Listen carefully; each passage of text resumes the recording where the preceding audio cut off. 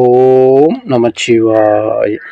வணக்கம் நண்பர்களே, உங்கள் ஜோதிடர் தர்மராஜன். இன்று நாம் காண இருக்கும் தலைப்பு எதை பற்றி என்றால் 2026ஆம் ஆண்டு தமிழ் புத்தாண்டு ராசி பலன்கள் வரிசையிலே காலபுருஷ தத்துவப்படி 12வது ராசியான மீன ராசியை பற்றி இப்போ விரிவாக பார்க்கலாம்.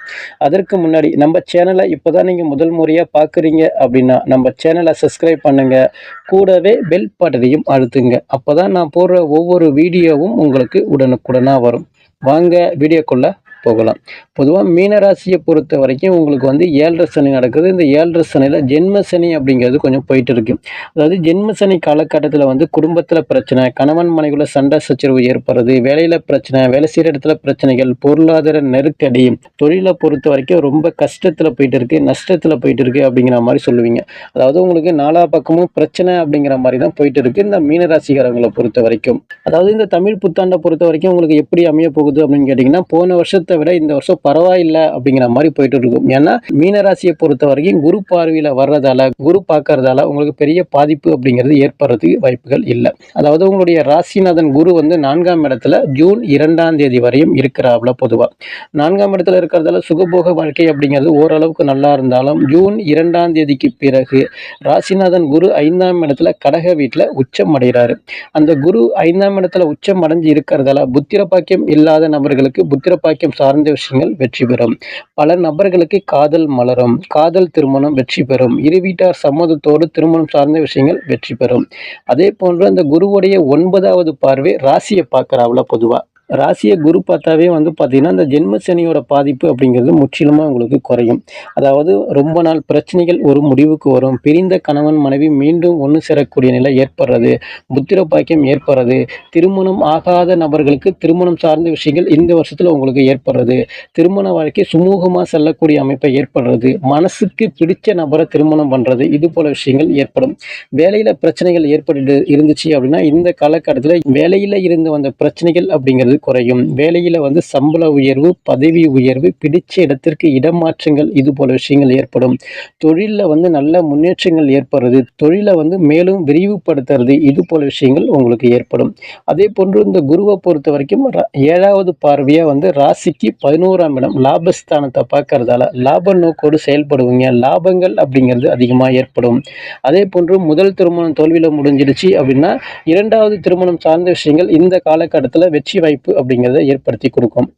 அதே போன்று இந்த குருவை பொறுத்த வரைக்கும் தன்னுடைய 5வது பார்வையை ராசிக்கு 9ஆம் இடத்தை பார்க்கறதால பூர்வீக சொத்து, பூர்வீக இடம், பூர்வீக சம்பந்தமான விஷயங்கள் பிரச்சனையாக போயிட்டு இருக்கு அப்படின்னு சொன்னீங்கன்னா இந்த காலகட்டத்தில் அந்த பூர்வீக சொத்து உங்களுக்கு கிடைக்கிறது, பூர்வீக சம்பந்தமான விஷயங்கள் பிரச்சனைகள் அப்படிங்கிறது முடிகிறது, தந்தை மூலமான சப்போர்ட் உங்களுக்கு அதிகமாக கிடைக்கிறது, அங்காளி பங்காளி உறவு நிலை ஒற்றுமை ஏற்படுறது, இது போல விஷயங்கள் ஏற்படும்.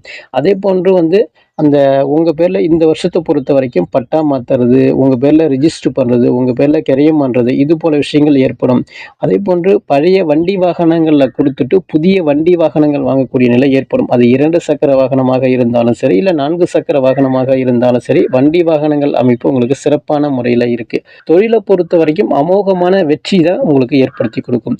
அதே போன்று சனீஸ்வரரை பொறுத்த வரைக்கும் ஜூலை 27ஆம் தேதியிலிருந்து டிசம்பர் 11ஆம் தேதி காலகட்டத்தில் சனீஸ்வரர் வக்ரம் அடைகிறார். இந்த இடைப்பட்ட காலகட்டங்கள் அப்படிங்கிறது வந்து பார்த்தீங்கன்னா உங்களுக்கு அந்த ஜென்ம சனியோட பாதிப்பு அப்படிங்கிறது குறையும். அதே போன்று உங்களுடைய சுய ஜாதகத்தில் சனீஸ்வர் வக்ரமாக இருந்தார்னா மேலும் அதிகமான நற்பலன்கள் அப்படிங்கிறது உங்களுக்கு ஏற்படும். இல்லை உங்களுடைய சுய ஜாதகத்தில் சனீஸ்வரர் வக்ரமாக இல்லை அப்படின்னா நார்மல் அப்படிங்கிற மாதிரியான அமைப்பை ஏற்படுத்தி கொடுக்கும், கடினமான உழைப்பை ஏற்படுத்தி கொடுக்கும். அந்த அளவுக்கு ஒரு பேரு புகழ் மதிப்பு மரியாதை அந்தஸ்து ஏற்படுமான்னு கேட்டிங்கன்னா ஓரளவுக்கு ஏற்படும் அப்படின்னு கூட பொதுவாக சொல்லலாம். அந்த சனீஸ்வரரை பொறுத்த வரைக்கும் 7ஆம் இடத்தை பார்க்கறதால கணவன் மனைவிக்குள்ள வாக்குவாதங்கள் அப்படிங்கிறது கொஞ்சம் ஏற்பட்டாலும் இந்த குரு பயிற்சி காலகட்டத்தில் அது உங்களுக்கு சாதகமான முறையில் ஏற்படுறது, கூட்டு தொழிலை ஒரு சில பிரச்சனைகள் ஏற்பட்டாலும் அந்த பிரச்சனைகள் அப்படிங்கிறது சுமூகமான தீர்வு கிடைக்கிறது, இது போல விஷயங்கள் ஏற்படும். கேதுவை பொறுத்த வரைக்கும் 6ஆம் இடத்துல இருக்கிறாப்ல, ராகுவை பொறுத்த வரைக்கும் 12ஆம் இடத்துல இருக்கிறாப்ல. அதாவது இடமாற்றங்கள் அப்படிங்கிறது பல நபர்களுக்கு ஏற்படும். வெளிநாடு செல்ல முயற்சி பண்ணிங்கன்னா வெளிநாடு சார்ந்த விஷயங்கள் உங்களுக்கு வெற்றி வாய்ப்பு ஏற்படும். இந்த டிசம்பர் 5ஆம் தேதி வரையும் ராகுவை பொறுத்த வரைக்கும் விரயஸ்தானம் 12ஆம் இடத்துல இருக்கிறாப்ல. டிசம்பர் 5ஆம் தேதிக்கு பிறகு லாபஸ்தானத்துக்கு போகிறதால வெளிநாட்டு வாழ்க்கை, வெளிதேச பயணங்கள், வாழ்க்கையில் முன்னேற்றங்கள் ஏற்படுறது, நல்ல லாபங்கள் ஏற்படுறது, தொழில் மூலமான வெற்றி வாய்ப்பை ஏற்படுறது, இது மாதிரியான விஷயங்கள் ஏற்படும். குறையும். கேதுவை பொறுத்த வரைக்கும் 5ஆம் இடத்துக்கு வந்தாரு அப்படின்னா பித்ரு தோஷம் அப்படிங்கிற மாதிரி ஏற்படுத்தி கொடுக்கும். அதே போன்று இந்த பித்ரு தோஷம் இருந்தாவே ஆசைப்பட்ட மாதிரி உங்க நினைச்ச கோயிலுக்கு போக முடியாது, நினைச்ச மாதிரியான வாழ்க்கை முறை அமைப்பை கொஞ்சம் தடங்கல் தாமதம் ஏற்படுத்தும் அப்படின்னு சொல்றது பொதுவா. அதே போன்று குலதெய்வ வழிபாடு அந்த காலகட்டத்தில் பெருசா கிடைக்காது அப்படின்னா பொதுவா சொல்லலாம். அதே போன்று 5ஆம் இடத்துல கேது இருந்தாவே பார்த்தீங்கன்னா ஆசைப்பட்ட விஷயங்கள் அப்படிங்கிறது ஒரு சில விஷயங்கள் நிறைவேறாம போயிடும் அப்படின்னு சொல்றது. உங்களுடைய சுய ஜாதகத்துல தசா புத்தி நல்லா வலுவா இருந்துச்சு அப்படின்னா அதை பத்தி பெரிய பாதிப்பு அப்படிங்கிறது கிடையாது. பொதுவா மீன ராசிக்காரவங்களை பொறுத்த வரைக்கும் இந்த வருஷத்தை பொறுத்த வரைக்கும் நீங்க ரொம்ப கவனமா கையாள வேண்டிய ஆண்டு அப்படின்னு தான் பொதுவா சொல்லலாம். அதாவது போன வருஷத்துக்கு இந்த வருஷம் பரவாயில்ல அப்படிங்கிற மாதிரி உங்களுக்கு ஏற்படும். வண்டி வாகனங்கள்ல போகும்போது பார்த்து கவனமா போறது ரொம்ப நல்லது. தேவையில்லாத நபர்கள்ட்ட பேசுறது, பழகிறது, காசு பணம் கொடுக்கறது, ஜாமீன் கையெழுத்து போடுறது, இது போல விஷயத்த முடிஞ்ச வரைக்கும் குறைச்சிக்கிட்டீங்க அப்படின்னா ரொம்ப நல்லது.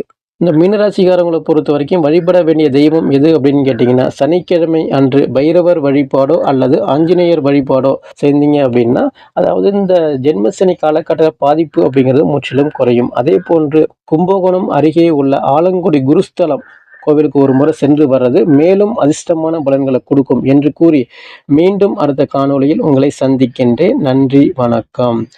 ஓம் நமச்சிவாய. வாழ்க வளமுடன்.